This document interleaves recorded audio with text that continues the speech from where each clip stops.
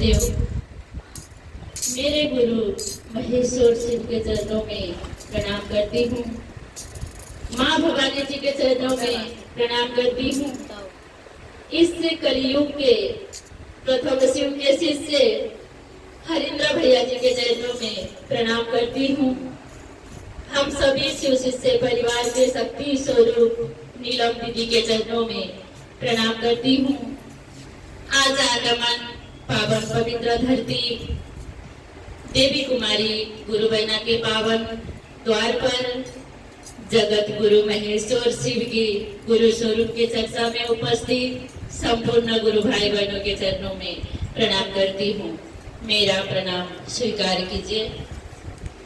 हम सभी मासिक चर्चा के रूप में शिव शिष्य परिवार देवी कुमारी गुरु बहना के घर पर अपने गुरु महेश्वर शिव से दया मांगने की आश्रय लेकर उपस्थित हुए हैं। हम सभी मानव जीवन में जगत गुरु शिव की दया के आश्रय में पल सफर हमारा जीवन चल रही है। 10,000 सालों से शिव की दया जन जन पर बरसता आया है। वो देवों के रूप में, महाकाल के रूप में, महादेव के रूप में जन जन पर कृपा करते हैं। वही महाकाल जगत गुरु रूप में पशु प्राणी गाछ वृक्ष मानव आदि सभी के जीवन में दया बरसाते हैं। सचमुच शिव की दया ही शांति की रास्ता है। यही अनुभव लेकर शिव शिष्य परिवार देवी कुमारी गुरु बहना को दिल से धन्यवाद करते हुए मैं अपने गुरु शिव के चरणों में अपना अनुभूति रखने जा रही हूँ। 2 शब्द। हम सभी ने शिव को गुरु माना है और शिव चर्चा का माध्यम लिया है। शिव चर्चा माध्यम है, गुरु नहीं है। गुरु तो शिव है। हमने जन जन ने बताया है अपनी अपनी भूमिका। जिस तरह देवता की भूमिका हम सब जानते हैं, उसी तरह गुरु की भूमिका भी हम सभी ने पाया है। देवता अपने पवित्रता को स्वीकार करते हैं, गुरु अपने शिष्य को स्वीकार करते हैं। पवित्रता, अपनता, प्रायता सभी एक किनारे हैं और गुरु सदैव अपने शिष्य को गले लगाकर ज्ञान देते हैं। देवता और गुरु की भूमिका हम हर हफ्ता सुनते हैं, हर जगह सुनते हैं।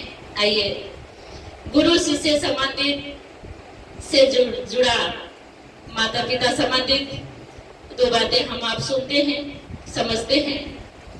इस दुनिया में सभी भक्त के मन में है, सभी शिष्य के मन में है। यदि हम महादेव को मानते हैं तो माँ भवानी दूर चला न जाए, माँ भवानी से हम दूर ना हो जाए। लेकिन ऐसा नहीं होता है। जो माता नहीं कर पाएगी उससे अधिक पिता करते हैं। एक पराये बेटी के जीवन में, एक बेटी का संसारिक जीवन में जितना कष्ट आती है, जितना दुख आती है, वो बेटी अगर बैठ के अपना कल्पना में रोती रहेगी, उससे अधिक ज्यादा माँ रोती है। माँ के दिल में अपने संतान के लिए इतना दर्द होता है, इतना पीड़ा होता है। वो चाहती है मेरी संतान खुश रहने के लिए मैं अपना प्राण भी दे दूं, ताकि मेरा संतान सदैव खुश रहे। उसी समय यदि पिता सुनते हैं कि अपना बेटी अपने जिंदगी का दुख से हारी हुई है और वो कल्पना में रो रही है, वहाँ पिता अपना भूमिका निभाते हैं। पिता कहते हैं क्यों रो रही है, चुप हो जाओ, मत रो। और हम लोगों को लगता है माँ तो बैठ के रो रही थी, गले लगा रही थी, मेरे बेटी को जितना दुख है, मेरी बेटी कितना रो रही है, कि भगवान मेरे बेटी को खुश दे दो, सुखी दे दो। और पिता क्यों डांटते हैं? पिता पर मेरा प्यार नहीं है क्या? पिता हमें प्यार नहीं करते क्या? ऐसा अनुभव हम आप करते हैं। लेकिन ये नहीं समझते हैं हम आप पिता की हमें डांटते हैं। पिता को कितने जिम्मेवारी होती है मन में, पिता को इज्जत का डर होती है, समाज की डर होती है, परिवार की चिंता होती है, वो भविष्य के लिए सोचते हैं, वो गहराई से सोचते हैं। लेकिन माता पिता को दोनों ही हृदय में अपने संतान के लिए एक समान प्यार होती है।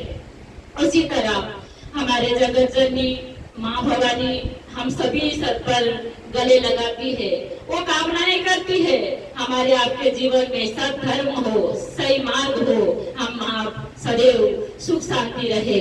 लेकिन उससे अधिक चिंता महादेव को है।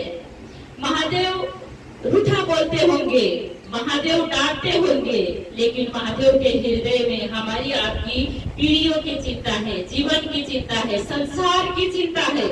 इसीलिए हमें साहब दीदी ने कहा है कि जगत गुरु शिव को ही हम अपना बना सकते हैं किसी दिन, तो हमारी ओर 33 कोटि देवता अपना हो जाते हैं। 33 कोटि देवता हमें मजबूर हो जाते हैं अपनाने के लिए, प्यार करने के लिए, स्वीकार करने के लिए। 33 कोटि देवता को आधा से ज्यादा शिव शक्ति से जाने जाते हैं। वैसे संपूर्ण देवी देवताओं को शक्तिधार जगत गुरु शिव हमारे आपके गुरु हैं। इसीलिए ये 3 सूत्र का माध्यम हमारे आपके जीवन जगत गुरु शिव से सदैव जुड़ा रहे। स्थिति परिस्थिति तो जीवन में हर कभी बदल जाती है, कभी बारिश होती है, कभी धूप होती है, कभी दुख होती है, कभी खुशी होती है। इसका अंदाजा हम आप नहीं लगा सकते हैं।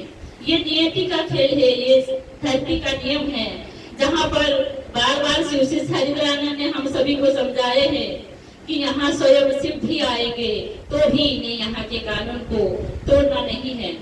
इस कानून में रहना है, इस नियम में रहना है और इस नियम का पालन करते हुए उन्हें इस धरती से गुजरना है। तो सोचिए, जगत गुरु शिव को यह धरती नहीं छोड़ती है तो हमको आपको कैसे छोड़ेगी? नहीं छोड़ती है। लेकिन बात यह है कि हमारे आपकी जीवन, हमारे आपकी संसार दुखमय हो या सुखमय हो या अंधकार में हो या रोशनी में हो, हमारी आपकी संकल्प निस्वार्थ होना चाहिए। हम कहीं भी रहे, कुछ भी खाए, कैसे भी चले, लेकिन हमारी आपकी आत्मा जगत गुरु शिव को अपना स्वीकार करने की योग्य होना चाहिए, विचारधारा होना चाहिए। ये विचारधारा इतना आसान नहीं है कि हम सच्चे मन से शिव की शिष्य बन जाए। तभी तो हमें किसी की बातों में दुख लग जाता है, किसी के बातों से मन रोता है, किसी की अपमान से हमें क्रोध होते हैं। इसीलिए होते हैं हमारे मन में जगत गुरु शिव की भाव जागरण नहीं हुआ है। यही कारण है जो हमें छोटी छोटी बातों से मन भटक जाता है। ये मन ना भटके, ये मन सदैव जगत गुरु शिव को अपना मान सके। हम जगत गुरु शिव के लिए हर पल, हर क्षण, हर स्थिति में समर्पण की भाव जागरण हो सके, इसी में सहायक 3 सूत्र मिला है।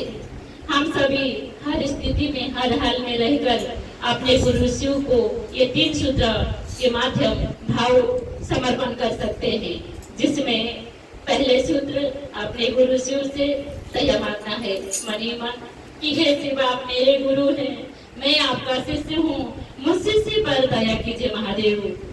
और दूसरा सूत्र में अपने गुरु शिव की चर्चा करना है। शिव जगत के गुरु है, शिव जन जन के गुरु हो सकते हैं। मैं शिव का शिष्य हूँ, मैंने शिव को गुरु माना है, आप भी शिव को अपना गुरु मान लीजिए। और तीसरा सूत्र में हम अपने स्थिति के अनुसार अपने जीवन के लिए, अपनी मन की जुड़ाव के लिए हम अपने गुरु शिव को मन ही मन नमः शिवाय मंत्र से प्रणाम करना है। आप